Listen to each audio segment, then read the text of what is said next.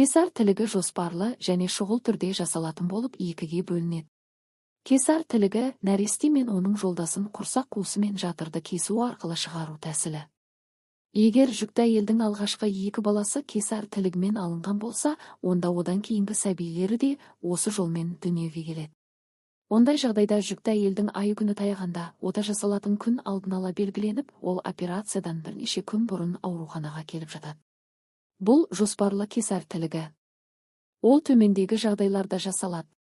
Жолдастың дұрыс орналаспауы. Кез келген операциядан кейінгі тігістердің қанағаттанарлықсыз жағдайы немесе жатыр қабатында бірнеше операциялық тігістердің болуы. Жатыр миомасы. Жамбас сүйегі тар болса, баланың басының диаметрі анасының жамбас сүйектердің арасындағы саңылаудан үлкен болса, осындай диагноз қойылады. Баланың туылуына кедергі келтіретін жамбас сүйектерінің деформациясы. Шат сүйектерінің алшақтығы, айқын симфизит. Гестоздың ауыр түрі.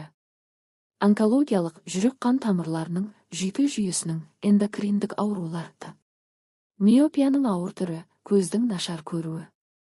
Ұрықтың жатырда көлденең немесе керісінше жатуы. Ұрықтың артық, 3-6 кг артық, немесе жеткіліксіз салмағына 1-5 кг төмен, сәйкес жамбас алдында жатса. Ұрықтың салмағы 4 кг артық болғанда жүктіліктің асқынуы. 30 жастан асқан әйелдің жүктілігінің асқынуы, қиындауы. Ұзақ уақыттан кейінгі бедеуліктен соң жүкті болғанда туындаған асқынулар, оның ішінде жасанды түрде ұрықтандыру нәтижесі де бар. Ұрықтың созылмалы оттек жетіспеушілігі, гипоксия, әдетте анасы ауырғанда, және жүктілік кезінде өмір салтын дұрыс сақтамаудан пайда болады. Ұрықтың гематологиялық ауруы, резус конфликт кезінде. Анасында генитальды ұршықтың герпес, асқынуы. Уақытына жеткен, 9 ай толған, жүктілікті тоқтату қажеттілігі туындаса. Ал толғақ кезінде ананың денсаулығында әр түрлі асқынулар пайда болса, яғни қан қысымы көтеріліп, бүйрек, бауыр қызметтерінде қалыптан тыс өзгерістер пайда болса, немесе толғақ кезінде баланың жүрек соғысы нашарлай бастаса, қағанақ суының түсі өзгерсе, онда екеуінің өмірін сақтап қалу үшін амал жоқ, кесар тілігіне жүгінуге тура келеді. Бұл кесар тілігінің шұғыл түрі. Ол төмендегі жағдайларда жасалады. Жолдастың уақытынан бұрын қатпарлануы, босанатын уақыты басталған кезде. Әйелдің туу әрекетінің әлсіздігінен. Туу әрекеті болмаған жағдайда ұрық маңайындағы судың ағып кетуі. Ұрық туылмай тұрып, кіндігінің ілмектерінің түсіп қалуы. Ұрықтың ауыр гипоксиясы.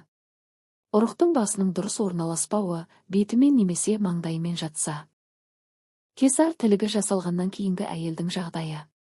Алғашқы 6-12 сағат бойы әйел өзінің бойында наркоздың әсерін сезінеді. Ерте жасалған операциялық кезеңнен кейін әйел реанимация бөлімінде немесе интенсивті терапия палатасында жатады. Егер операция ешқандай асқынуларсыз жасалса, онда келесі күні әйел реанимациядан босанғаннан кейін жататын палатаға ауыстырылады.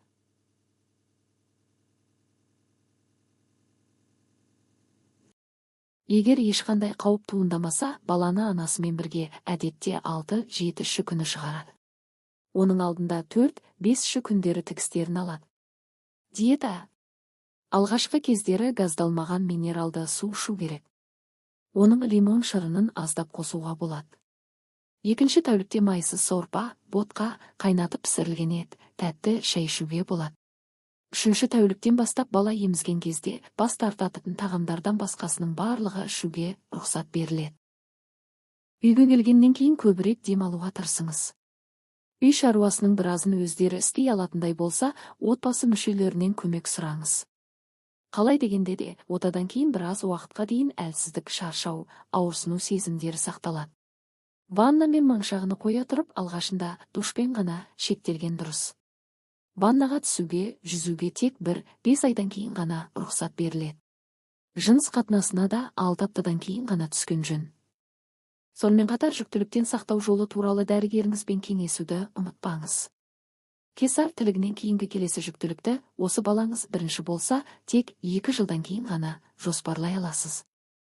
Осы уақыт аралығы алдыңғы жүктіліктен кейін ағзаңызды қалпына келтіруге және отадан кейін реттелуге жеткілікті. Егер келесі жүктілігіңіз кезінде кесар тілігін жасауға ешқандай көрсетілім болмаса, табиғи жолмен босана алатыныңызды есте сақтаңыз.